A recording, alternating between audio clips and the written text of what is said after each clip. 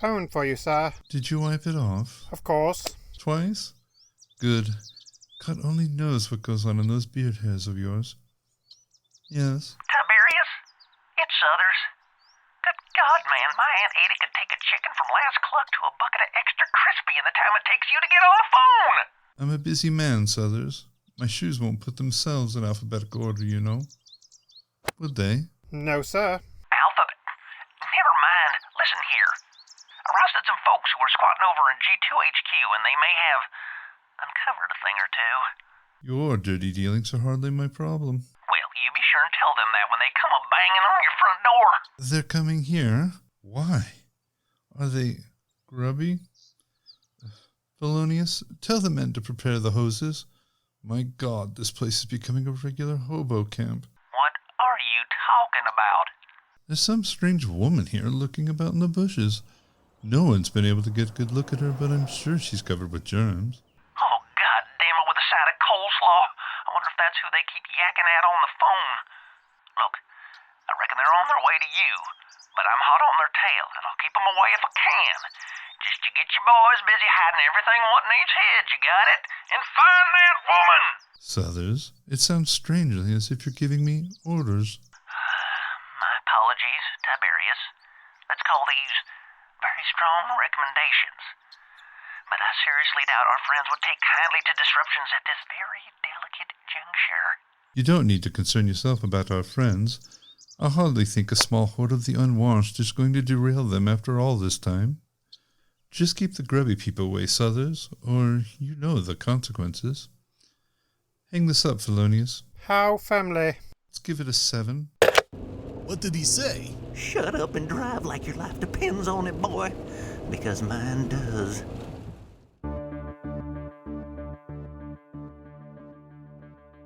When we last left the Oz-9... Okay, I gotta ask, why do you keep coming back? I mean, they've been taken hostage by mold, people. Mold. Beneficial it may be, but... And what the hell is an astromycologist? Is that even a thing? Fine, whatever. One documentary, BBC, that's all I'm asking. One. Oh, just skip to the end.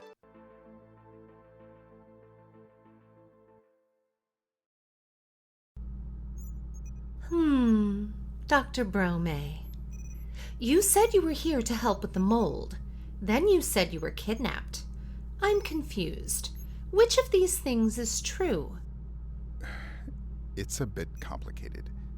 I'm sorry, could you stand a bit further back? Oh, certainly. Like here? You didn't actually move. I assure you I did. But if you're still uncomfortable... There. Is that sufficient? Again, I don't think you moved There's at all. a very important question on the table, Dr. Bromae. Yes. Very well. It's both. I was scheduled to be on the Oz-9, hence the body tag. But we're in space. We are on a spaceship. Where else would we be? 7012 for a Frosty? I think you mean 7-Eleven there. Frosties come from Wendy's. Your 7-Eleven is where you go for your standard Slurpee. Name's Howard. Good to meet you. Can you die? No. Now be quiet, both of you. Dr. Theo is speaking. We shouldn't still be in space. The Oz-9 was secretly re-engineered by my people to be short-range only. It was supposed to circle the globe a couple of times for show, and then re-enter the Earth's atmosphere and come down unnoticed in Lake Michigan. You didn't think anyone would notice a spaceship landing in Lake Michigan? We planned to come down near Chicago. No one pays attention to anything in Chicago. 3 people were beamed down for a dinner party in December of 2019 in Chicago, and no one thought anything of it. Wait, wasn't that... Ow! How very irresponsible. Continue talking, please. Oh. All right. The launch is now several weeks in the past, and we're still clearly in space. So something's gone very wrong. We've all been kidnapped. Where's your captain? She's on her way. She? We had a rocky launch. You're not Dick. Not all of us are, you know. You don't put Dr. Friedrich von Haber-Zetzer in charge of the AIs and expect consistency. Can you at least wake up Engineer Matt, please? Oh, it's not my fault. What the hell's been going on up here? I haven't heard any of this. Ask them what they planned for the Oz 9. You've been launching questions at us for a while. Might we get you to answer a few? If you promise to stop nibbling the mold. Sorry. It's delicious. And it doesn't seem to mind. Nonetheless... Greg? What's the purpose of this ship? He's here. Thank God. John, I'm Captain Madeline. Leo, I'm Captain Jessie. His name is Theo. Theo Bromae, like the mold. What? I can know things too. Two captains? How did that happen? Gosh. Wow. Hi, I'm Madeline, captain of the Oz 9. Jessie was captain of the 6748, but it blew up. We rescued her. Before the blow up, I mean, or she'd be dead. My God, Mad Pants, reel it in. Name's Jessie James. I hear you know about molds. I prefer not to shake hands, actually. People tend not to let go, and it can get quite uncomfortable. Go on, mate. Give us a headbutt. I beg your pardon. Yes. Threats of violence is how the Scottish flirt. Shut your gaggy. Could we perhaps return to the subject at hand? Dr. Theo was telling us about lib matchsticks. Lake Michigan. Who cares? Please, just talk more. Dr. Theo. Did you never question the fact that the terraforming equipment has been removed? Or that there's not enough food for a 25-year journey for the crew? Or that the ship is, if you'll excuse me, crap? What are you talking about? Where now, who's talking? The bucket. Oh my God, there's a floating bucket and it talks. No, that's Colin. He's invisible. And holding a bucket. I need to sit down. Let me just get you a chair there. With me. Here you go, Doc. Ouch! Can you seriously not see the bucket? Find out who he's with. None of this is making sense. Dr. Bromae, I think we might need you to start at the beginning. My God. The pods. How long have we been up here? Honestly, I don't think anyone's been keeping track. Emily? Other head? Name's Howard, thank you very much. We're going with Howard, huh? Okay. Any idea how long we've been up here? Unfortunately, no. Every time we are shut down and rebooted, our clocks reset. Olivia? No idea. AT&T's signal is crap out here. What about the pods? They were only set to last a few days, maybe a couple of weeks. We were going to thaw them out once we got back to Earth. Oh my God. You must have lost thousands by now. Including my husband. You have a husband? Well, not anymore. Wait, why wouldn't I? Maybe let's leave the personal stuff for later? Did you say there's not enough food? Of course, that's your primary concern. No, there's not. Most of the stuff that was loaded on here was meant to go to the bottom of Lake Michigan. So it was either junk or a joke. I mean, who would be stupid enough to eat fugu that was not prepared by an expert? So what I'm hearing is there's going to be a lot of mopping in the pod bays. We need to get this ship back to Earth immediately. Wait, no, that's not right. So, is Dr. Theo a bad guy?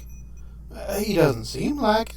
Excuse me? Damn, that was my outside voice, wasn't it? I assure you, I'm one of the good people. My team is trying to help. Help? Help do what? Drown us all in Lake Michigan? Not at all. I'm sorry. It is deeply unsettling talking to a bucket. It's deeply unsettling talking to Colin. This is actually a bit of an improvement. I beg your pardon? Who is his team? Who's yours? Damn it.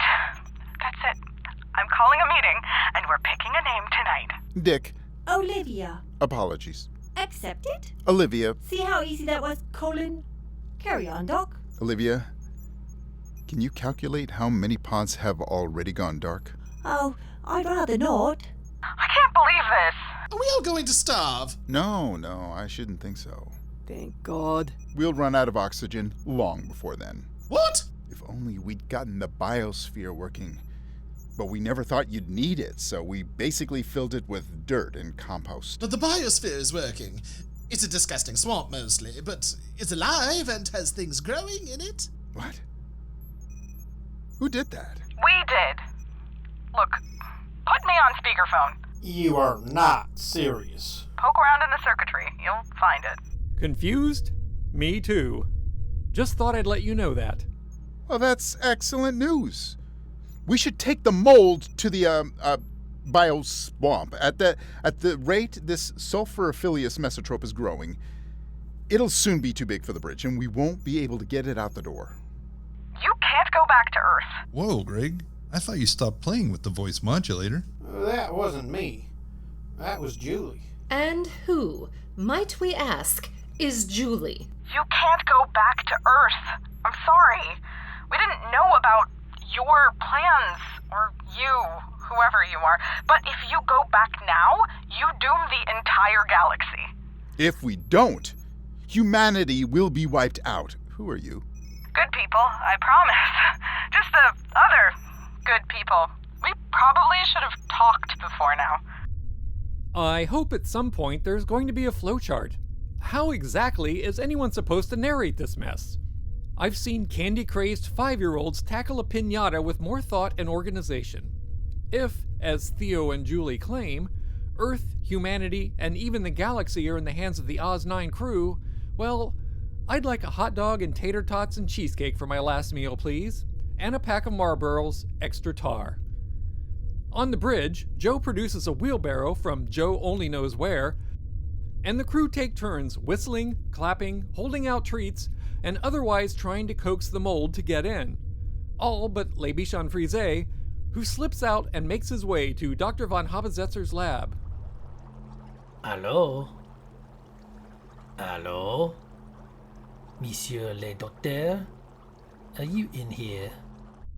And then slips out of there, despite slipping not being strictly necessary, as he's alone, and makes his way to the sausage room where the doctor actually is. Monsieur le Docteur? Ah, hello, my boy. What is happening on the bridge? They are taking the mold to the bioswamp in one of those pushy things. Pushy things? Yes, with the wheel and the long handy-holdy things here, and those other things you must constantly bang your leg against while you are pushing that thing. Never mind, I am full of these sausages and I do not care. Why are you looking for me? I am confused. Because, while I am very handsome and the best assassin who has ever lived, and much better than the Albatros, because I have many more points on the Assassin Guild leaderboard, and the only reason I am not at the tippy top right now is because I am stuck on a spaceship while the hound dog and the minx are free to poison and strangle and stabby nilly willy. I am here in this chair, wondering if I shall grow old and die before he is reaching the point. Fine! It is true that I am magnifique, but I am not a good person. You, I am thinking, are good. You are good. So I'm asking myself, why is he healing me? Ah, you are getting smarter, all on your own. How is this happening? Is it the mold? Or the very uteral atmosphere on the bridge? You are like the new baby, starting over perhaps. You are goosing the question, I think. Docking. This does not make sense. It is English, my boy. Making sense is not always possible. Still, I am waiting for the answer. Monsieur le Bichon Frise, the answer is far more complicated than I have time to explain just now. As simply as I am able. At first, you were the backup plan. Now that Cal is no longer on the ship, I must rely on your skills. Oh, so you wish for me to assassin everyone aboard so you can take over the Oz-9? Yes, all right. That sounds like something I might do. I don't know. Excellent. I shall move up many spaces on the leaderboard. 2 capitans is 4 points. Squiffy English fellow is worth 1 point. But he is invisible now, so I will get an extra point for difficulty. Leet is worth at least 9. 9 points, eh? They are awarded by volume. Wait. You said Cal was your first plan, but Cal would destroy the entire ship, which you are on. It is very difficult to take over a ship that is in pieces, especially if you are dead. Yes, that is true. But there is the shuttle, yes? The shuttle is very small and does not go so far. You ask a great many questions, my boy. I have a shuttle of mine own, hidden. It is very big, very fast, very powerful. But now I no longer need it. You and I shall rule the, I don't know, world or galaxy or something, whatever. Oh, I am needing a nap. Now that I am so clever again, I shall begin making the plans for the assassinine. I shall make a chart on my wall with the pictures and the pins and the string. I have always wanted to do that. Yes, very good. Pins and that. Allons-y.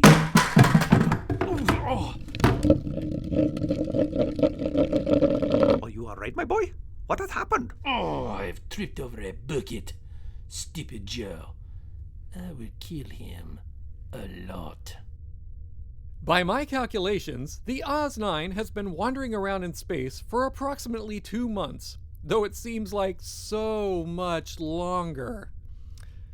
In that time, the crew have failed to identify the night vision goggles that virtually litter the ship.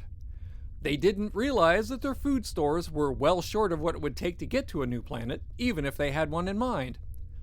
They poisoned themselves with fugu, doped up one of their own with lethal uncontrolled superpowers, nearly suffocated themselves in a closed room with no oxygen supply, and still can't get to their bunks without assistance from the AI.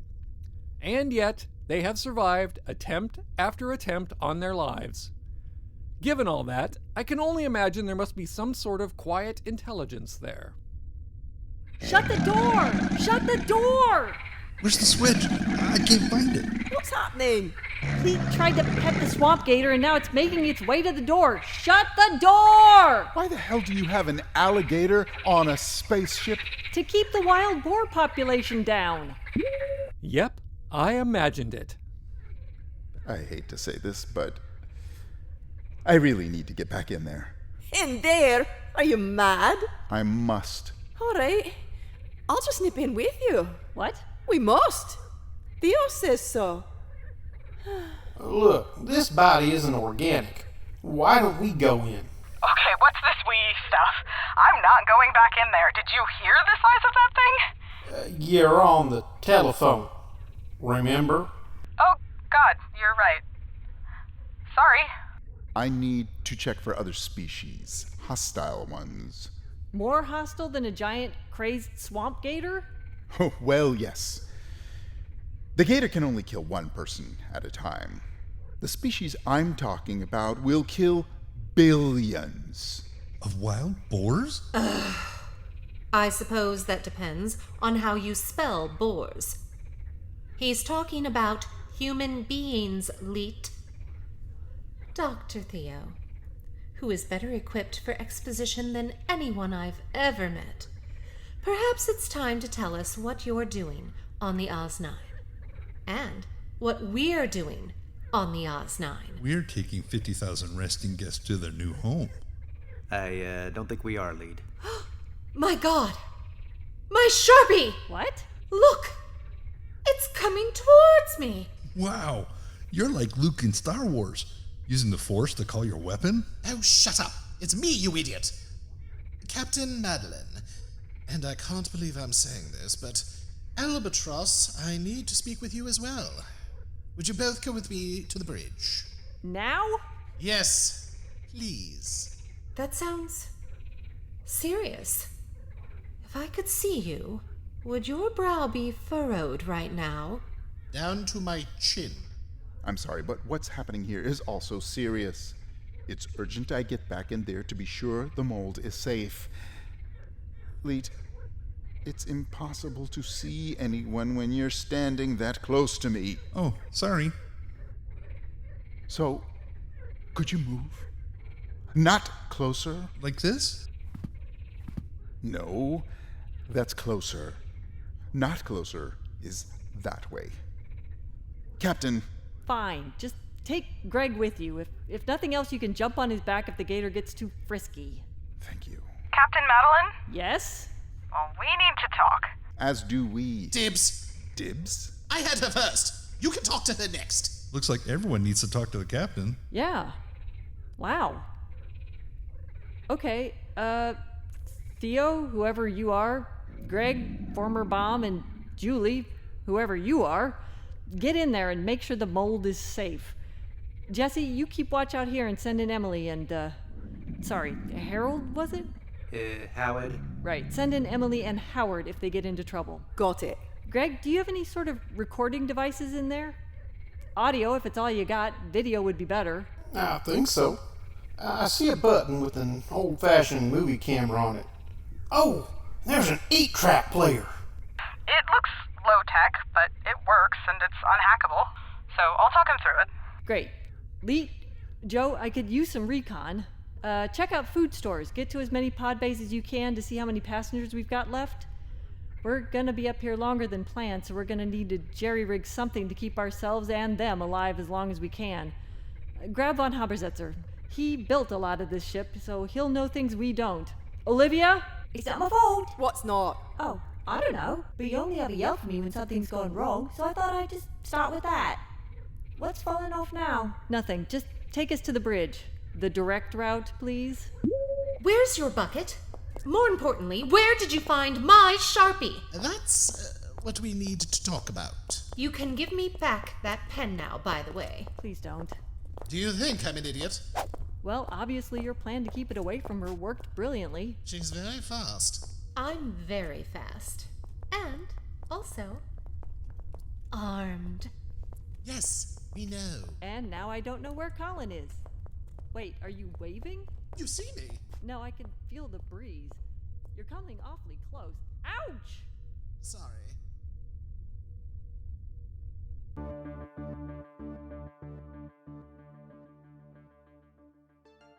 In 1879, the Indianapolis Journal reported a meteorite had crashed through the roof of Leonidas Glover, and then through Leonidas Glover. His daughter found him the next morning in fragments. The meteorite, covered in blood and bits of the unfortunate Mr. Glover, took up residence in the window of Joe Perry's drugstore, where it was viewed by thousands of fascinated and horrified passers-by. Many believed that aliens had hitched a ride aboard that meteorite and came to live among the humans in Indiana. The story was eventually revealed to be a hoax to sell newspapers.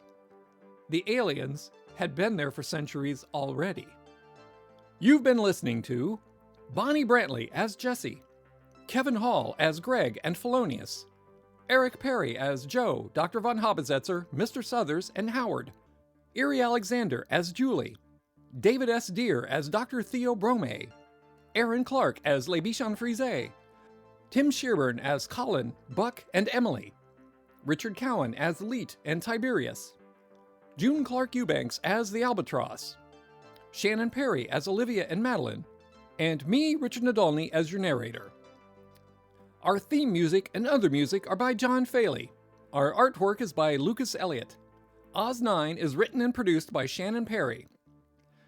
Our Patreon is currently paused during this difficult time, but if you want to support us, we'd love for you to buy some Oz 9 merchandise on TeePublic, or shoot us a one-time Ko-fi at ko-fi.com/Oz9podcast, all one word.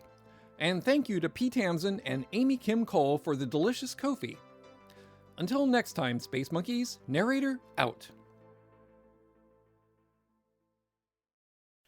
A, B, C, D, E, F this. If I have to sing this stupid song one more time. Good news, you don't. A group of podcast types have come together to bring you this collection of 20-second stories, interviews, and other ear candy to wash your hands by. For more information, go to listenrinserepeatpodcast.com. Stay safe, stay well, and listen, rinse, repeat.